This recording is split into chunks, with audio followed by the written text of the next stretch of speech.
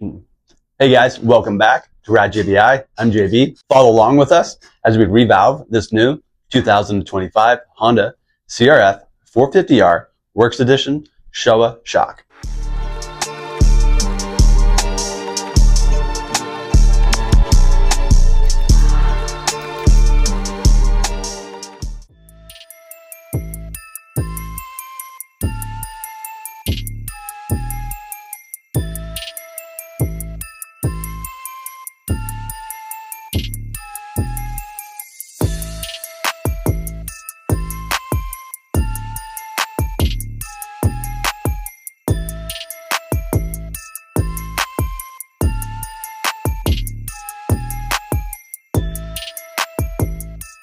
So what's new on the 2025 Works Edition Honda shocks?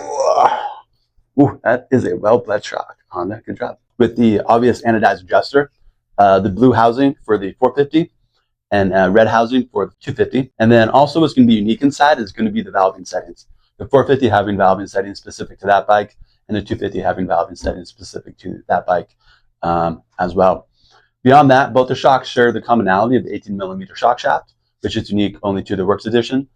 This has been the Works Edition upgrade since about 2021, with the 450 always getting that. Again, in comparison, just the R model has a 16mm shock shaft. What that means, and commonly is misunderstood, is it's not so much about the strength of the shock shaft, it's about how much oil the shock shaft pushes through this adjuster right here and then into this other chamber. So for the same amount of shock travel, the bigger shock shaft is going to push more oil through your adjuster. So your adjuster is going to be more effective in the amount of damping it provides, and also the clicker, meaning how effective the clicker is when you adjust it. All because, for again, the same amount of travel, the bigger shock shaft is displacing more oil through the adjuster. The 18mm is a really nice upgrade, especially for shocks that you're trying to get more low speed compression damping out of. Now, right now, we're going to pop out the circlip.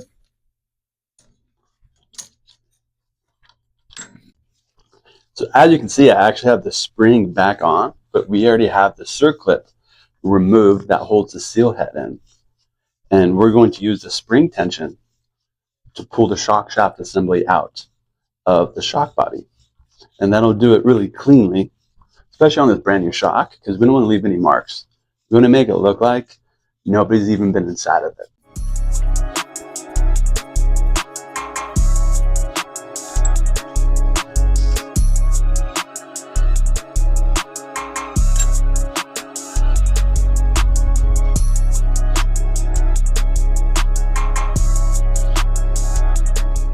All right, we've safely removed the peening on the shock shaft, so we can remove our nut when we get our valving off. So we can go revalve that over at our trim station. And whenever we work on shocks for the first time and we got to remove the peening on this, I like to replace the seal on the seal head just as an extra precaution. Usually it's never compromised, but with how low cost the seals are, it's just a nice way to kind of really put the odds in your favor that everything's going to work just as it should. We're also going to update this to our JBI black bumper. You can see it's the same exact design. It's the same PUR foam material, but as a slight rubber additive that gives it this black color, which I think looks awesome. More importantly, it makes the bumper less probable to getting as hard as this one does. Reason being is it has a better UV exposure, so it doesn't get hard to that, and also it doesn't absorb moisture nearly as much as these ones. That's already an awesome match to go with the shock shaft that they got. Top out cap goes back on. Then we're going to head up front, swap out the seal on this, and then do our JBI spec revalving on the shim stack. And then after that, we will focus on the modifications to this compression adjuster. I've completed updating this valving to our JBI spec motocross valving. I'm sure some of you are asking, JB, please share exactly what you did. Well, I can't give away all our secrets, but what we can do is we do offer our own JBI spec shock DIY kits. So if you want to get your own custom JBI spec shock revalve that you can put in on your own, you can order a DIY kit from radjbi.com. So we're going to get everything installed back into the shock shaft.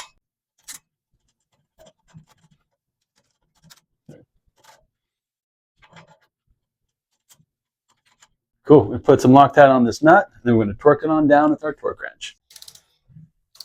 How long? There we go.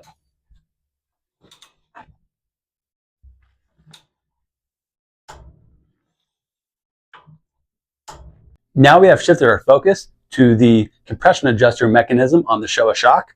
As you can see, I've already gone ahead and I removed the OEM compression adjuster piston, and I have that laid out next to our JBI titanium compression adjuster piston. Now, beyond the difference of material that they're made out of, the main difference is the design on the back side. So as you can see, what you can see here is very similar to on this one, but it's what is on the back side of the piston, what is unique about it. And I'll let you kind of take a visual close-up of what these two look like and see if you can determine what the difference is and how that influences and affects the shock. To give a little bit of insight, the piston that we created and designed is heavily inspired by the Showa A-kit piston. So again, think of us taking another step to take this Works Edition shock, it can even be your non-Works Edition shock, and making it have more hardware in common with the Showa A-kit shocks. So now that I've removed it from the adjuster already, we're going to go ahead and install this, which we've already shimmed up to our specific JBI Motocross spec as well, which is going to match perfectly with the shim stack that we built earlier on the main piston, which mounts to the shock shaft.